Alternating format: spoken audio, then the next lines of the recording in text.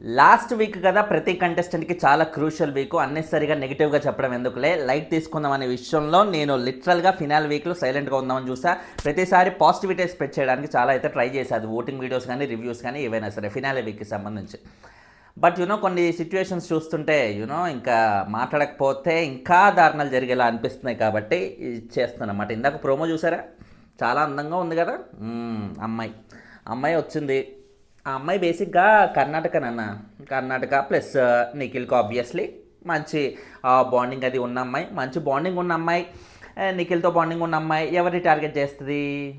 నిఖిల్కి ఎవరైతే పోటీ ఉన్నారో వాళ్ళనే టార్గెట్ చేస్తారు. ఎవరి పోటీ ఉన్నారో? గౌతమ్ కాకుండా ఇంకెవరు ఉన్నారా? గౌతమే పోటీ ఉన్నారు. మరి ఇప్పుడు గౌతమ్ని ఏదో విధంగా డౌన్ చేస్తేనే కదా నిఖిల్ గెలిచేది. ఇప్పుడు గౌతమ్ ఇప్పుడు నువ్వు పెళ్ళయ్యాక ఆ అమ్మాయి నచ్చలేదు అనుకో, నచ్చకపోతే ఆ అమ్మాయిని అక్క అని పిలిచేస్తావా అంట. అది ఎంత పెద్ద కాంట్రవర్సీ. ఎవరన్నా మనకి ఒక అమ్మాయిని మామూలుగా రోడ్ మీద ఒక అమ్మాయిని పెళ్లి చేసుకున్నాం, అసలు అమ్మాయి నచ్చలేకపోతే డివోర్స్ ఇచ్చేసి మనం లైఫ్లో క్యారీ ఆన్ అవుతామా? లేకపోతే మళ్ళీ ఆ అమ్మాయి ఎక్కడ తిరిగి వస్తుందో తిరిగి రాకుండా అక్క అని పిలిచే ఎంత ఎదవైనా సరే, ఎంత తాగుబోతాడైనా సరే, ఎంత ఘోరాది క్రిమినల్ అయినా సరే, చేసుకున్న అమ్మాయినో లేకపోతే కన్నున్న అమ్మాయినో మా అక్కనో చెల్లినో అని అనుకుంటారా? అలా పిలుస్తారా?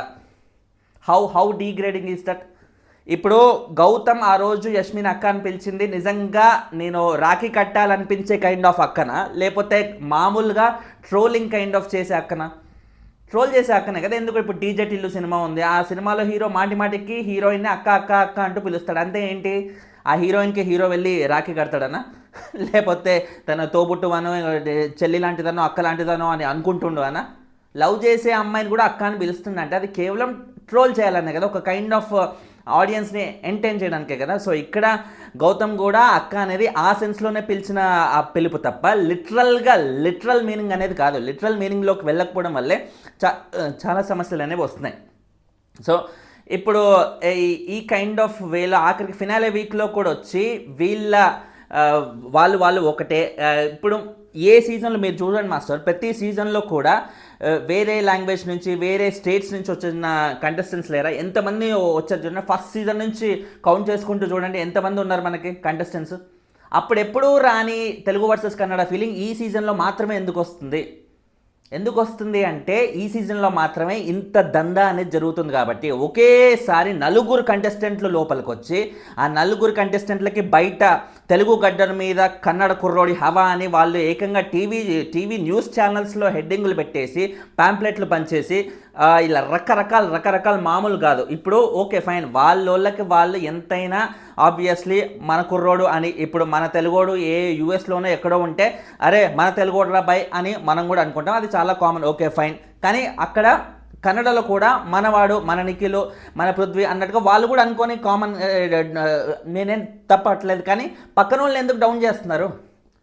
పక్కన వాళ్ళని ఇప్పుడు నిఖిల్ గెలవాలంటే వచ్చి నిఖిల్ నువ్వు ఫెంటాస్టిక్గా ఆడుతున్నావు, అసలు నీకు దరిదాపుల్లో ఎవరు లేరు రాబాయ్, నీకంటే తోపు తురుం కానీ ఇంకెవరు లేరు, నువ్వే కింగో అన్నట్టుగా వచ్చి చెప్పుకోమను. అలా కాదు, వచ్చి గౌతమ్ని గెలకాలి. ఇప్పుడు అది ఆమె చేసింది ఎంటర్టైన్మెంట్ లాగా అనిపించిందా? ఆమె చేసింది ఏమన్నా నవ్వొచ్చిందా? కుళ్ళు జోక్ తప్ప ఇంకేమన్నా ఉందా? కుళ్ళు జోక్, అది మామూలు కుళ్ళు జోక్ కూడా కాదనమాట. ఒక పర్సన్ని తన క్యారెక్టర్ని లిటరల్గా డౌన్ చేసే ఒక ప్రయత్నం. ఇలా డౌన్ చేస్తే ఏమవుతుంది? అయ్యో గౌతమ్ ఆ రోజు అది అన్నాడు కదా, సో ఇప్పుడు అర్జెంటుగా గౌతమ్కి ఓట్లేయడం మానేయాలి రై అంటూ ఆడియన్స్ మానేస్తారా? ఇంకా రెచ్చిపోతారు కదా ఓట్లేయాలని. ట్రిగ్గర్ చేస్తున్నారన్నమాట. మొన్న నాగార్జున గారు ఎలాగైతే గౌతమ్దే తప్పు, గౌతమే ఎదవా, గౌతమే ఎందుకు పనికిరానోడు, గౌతమే పెద్ద సవట అన్నట్టుగా ఆ రేంజ్లో అదే పనిగా గౌతమ్ ఏం చేస్తే అది తప్పనుకుంటూ చెప్పుకుంటూ వచ్చారు. అండ్ నిఖిల్కి అదే పనిగా సపోర్ట్ చేసుకుంటూ వెళ్ళారు. మరి తర్వాత జరిగిన పరిణామాలు ఏంటి? ఆడియన్స్ ఎవరి వైపు నిలబడ్డారు? బీభత్సంగా గౌతమ్కి అదే పనిగా డౌన్ చేస్తూ ఉన్నారు, గౌతమ్కి ఉన్న స్పిరిట్ డౌన్ చేస్తూ ఉన్నారు. కానీ ఆడియన్స్ మటుకు ఓట్లు వేస్తూ కూర్చున్నారన్నమాట. సో ఇప్పుడు ఈ నిఖిల్కి ఈ మధ్య ఓటింగ్ అనేది మామూలుగా పడట్లే. ఫినాలే వీక్లో దద్దరిల్లే రేంజ్ ఓటింగ్. అది ఏ రేంజ్ ఓటింగ్ అంటే గౌతమ్ ఏంట్రా దరిదాపుల్లో కూడా లేడు అనిపించే ఓటింగ్ అయితే ఖచ్చితంగా పడుతుంది. అది పడుతున్నప్పుడు ఈ అమ్మాయి వచ్చి లిటరల్గా ఇప్పుడు గౌతమ్ని సేవ్ చేయడానికి మాత్రమే, గౌతమ్ పాలిట ఒక ఆపద్ బాంధవుల్లాగా వచ్చిందనమాట ఇంట్లోకి. గౌతమ్ని ట్రోల్ చేద్దామని, గౌతమ్ని డౌన్ చేద్దామనే ఉద్దేశంతో ఏమో వచ్చి గౌతమ్ని లిటరల్గా ఇప్పుడు ఓటింగ్లో చూపిస్తారా తడాక అనిపించే కైండ్ ఆఫ్ సిచ్యువేషన్ అయితే క్రియేట్ అయింది సోషల్ మీడియాలో. ఆల్రెడీ ఈ టాపిక్ అనేది బాగా వైరల్ అవుతుంది.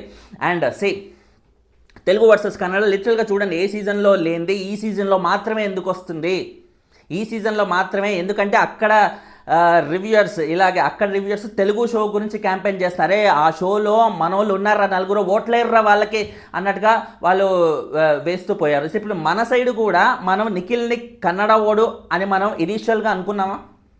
నిఖిల్ అని పృథ్వీ వీళ్ళు కన్నడ వాళ్ళని మనం అనుకున్నామా? గేమ్ బాగా ఆడుతున్నారు ఉన్న వాళ్ళలో నిఖిల్ బాగా ఆడుతున్నాడు, సరే నిఖిల్కి ఓట్లేద్దాం రా. పృథ్వీ ఆడట్లేదురా, యష్మి ఆడట్లేదురా, ప్రేరణ బాగానే ఆడుతుందా, ప్రేరణ కూడా ఓట్లేద్దాం రా అంటూ ఎవరు బాగా ఆడితే వాళ్ళకే ఓట్లేస్తున్నాం, వాళ్ళకే ఈ రోజు వరకు కూడా ఫినాలేకి తీసుకొచ్చాం. కానీ ఆడని యష్మిని ఆడని పృథ్వీని మనం బయటికి పంపించేసాం. సో ఇక్కడ కూడా ఏంటంటే మనం ఎవరికైతే నిజంగా సత్తా ఉందో వాళ్ళకే సపోర్ట్ చేస్తున్నాం, ఎటువంటి తారతమ్యం లేకుండా, తెలుగు కన్నడ అనే తారతమ్యం లేకుండా. కానీ వాళ్ళు కేవలం ఇదే సెంటిమెంట్తో వాళ్ళు ముందుకు రావాలని చాలా ప్రయత్నాలు అయితే చేస్తున్నారన్నమాట. వాళ్ళని ఎంతైనా సపోర్ట్ చేసుకోమని స్టేట్స్లో మన కన్నడ అంటే ఎంతైనా సపోర్ట్ చేసుకోమని, కానీ తెలుగుని తక్కువ చేస్తున్నాడు. గౌతమ్ని ఓడగొట్టాలని, గౌతమ్ని మెయిన్ టార్గెట్గా పెట్టుకొని ఎలాగైనా అనగదొక్కాలని ప్రయత్నాలు చేస్తున్నారు. ఇప్పుడు అనగదొక్కాలని ప్రయత్నాలు చేస్తున్నా కూడా మనం ఇంకా చేతగాని చవటల్లాగా ఇలాగే ఉంటే ఎలా? చేతగాని చవటల్లాగా అంటే అర్థం ఏంటి? ఇప్పుడు రీసెంట్గా నన్ను చాలా ప్రబుద్ధులు అందరూ, చైల్డ్ ఆర్టిస్టులు అందరూ నన్ను ట్రోల్ చేయడం మొదలుపెట్టారు. ఏంటో నాకు అర్థం కావట్లేదు. ఇప్పుడు ఆ వీడియోలో ఓకే, మన ఇది ఆ డైలాగ్ కూడా నాకు గుర్తులేదు సరిగ్గా. అసలు దీని మీద నేను బేసిక్గా రెస్పాండ్ అవ్వద్దు అనుకున్నాను, ఎందుకంటే నేను రెస్పాండ్ అవుతే అన్నెసరిగా నిఖిల్కి అది చాలా నెగిటివ్ అయ్యే అవకాశం ఉంది. ఫినాలే వీక్లో ఎందుకు నెగిటివిటీ అనే ఉద్దేశంతో నేను ఊరుకున్నా. కానీ నేను ఊరుకున్నా కూడా వాళ్ళ క్యాండిడేట్లు అందరూ ఊరుకునే లేరు కాబట్టి స్పెసిఫై చేయాల్సి వస్తుంది. ఇప్పుడు నేను ఏదైతే ఆ వీడియో అయితే ట్రోల్ చేశారో అందులో ఏం చెప్పాను నేను? ఇండియన్స్ మనోళ్ళు అంటూ నా లస్క్ లవ్డ కబుర్లన్నీ చెప్పకుండా లస్క్ లవ్డ కబుర్లు, నాట్ లస్క్ లవ్డ ఇండియన్స్, రెండింటికి చాలా పెద్ద తేడా ఉంది. మీరు ఆ క్లిప్ అయితే మళ్ళీ చూడండి, కింద లింక్లో పెడుతున్నాను. ఓకే, సో కింద లింక్లో పెట్టాల్సిన అవసరం ఏముందండి, మీకు ఆల్రెడీ ఆ క్లిప్ ఎక్కడెక్కడ ఉన్నాయో బీభత్సంగా మీకు ఆల్రెడీ తెలుసు కాబట్టి. లాస్ట్లో కూడా కబుర్లు అని నేను అన్నాను కాబట్టి ఇండియన్స్ అన్నానా? లేదు. ఇండియన్స్ నేను ఎందుకు స్పెసిఫై చేయాల్సి వచ్చిందంటే వేరే వాళ్ళందరూ ఇప్పుడు చైల్డ్ ఆర్టిస్టులు ఎవరైతే నన్ను ట్రోల్ చేస్తున్నారో ఈ చైల్డ్ ఆర్టిస్టులు దాని వెనుక ఉన్న బడా పెద్ద పెద్ద కార్పొరేట్ కంపెనీలు, బడా రివ్యూవర్లు వాళ్ళందరూ చేసేది ఏంటి? ఇండియన్స్ అనే ఒక సెంటిమెంట్ పెట్టేసామనుకోండి, అప్పుడు అమ్మో ఇండియన్స్ కదా, మనమేంట్రా మనం ఇట్లా తెలుగు కన్నడాన్ని వేరు చేయడం ఎందుకురా, మనం ఇండియన్స్ రా అన్నట్టుగా ఈ స్టాంప్ వేసి గుద్దితే ఏమవుతుంది? అమ్మో ఇండియన్స్ కదా, ఓకే ఫైన్, మనం ఎవరైతే బాగా ఆడుతున్నారో వాళ్ళకే వెయ్యాలి, ఇట్లా కన్నడోడని మనం పక్కన పెట్టొద్దురా, కన్నడవాడైనా సరే బాగా ఆడుతుంటే మనం ఓట్లు వేయాలి అన్నట్టుగా నిఖిల్కి, ప్రేరణకి ఓట్లు పడతానే ఉన్నాయి కదా. ఓకే కంటెంట్ ఉన్న వాళ్ళకి నిజంగా ఓట్లు పడుతున్నాయి, హ్యాపీనే. కంటెంట్ లేని వాళ్ళు ఎలాగో వెళ్ళిపోతున్నారు. పృథ్వీ, యష్మి అలాగే బయటికి వెళ్ళిపోయారు. ఆఫ్కోర్స్ వాళ్ళు వెళ్ళిపోయినా కూడా అది వీళ్ళ అడ్వాంటేజ్కి, ముఖ్యంగా నిఖిల్ అడ్వాంటేజ్గా బాగా యూజ్ అయిందిలేండి. వాళ్ళ ఓటింగ్ అంతా నిఖిల్కే ట్రాన్స్ఫర్ అవుతుంది. సో ఇప్పుడు నన్ను ఈ విధంగా ట్రోల్ చేస్తున్నారు కదా, లస్క్ లవ్డా కబుర్లో అన్నోంది కూడా నేను ఇండియన్స్ని లవ్డా అన్నాను అన్నట్టుగా ట్రోల్ చేస్తున్నారు కదా. ఇప్పుడు నిఖిల్ మీరు గుర్తుంటే మూసుకొని కూర్చో అన్నట్టుగా గౌతమ్ అంటే మూసుకొని కూర్చున్నా, అక్కది ఏమన్నాడు తెలుసా, మూసుకొని కూర్చో అన్నాడక్క, వదినా ఏ అక్క, ఏ తమ్మి, ఏ చెల్లి అన్నట్టుగా అరుగు మీద ఆడోళ్ళు సిగ దోపుకొని కబుర్లన్నీ చెప్పుకుంటారు చూడండి. మన 40-50 ఇయర్స్ లేడీస్ కానీ, ఆ తర్వాత రిటైర్డ్ అయిన లేడీస్ కానీ, జెంట్స్ కానీ, వీళ్ళందరూ ఎలాగైతే అరుగు మీద కూర్చొని అంత కబుర్లు అయితే చెప్పుకుంటున్నారో ఆ కైండ్ ఆఫ్ లేనిపోని కబుర్లు. ఇప్పుడు ఆ నిఖిల్ ఎలాగైతే హౌస్లో గౌతమ్ చెయ్యని దానికి అమ్మో మూసు కూర్చో అన్నాడే, ఎంత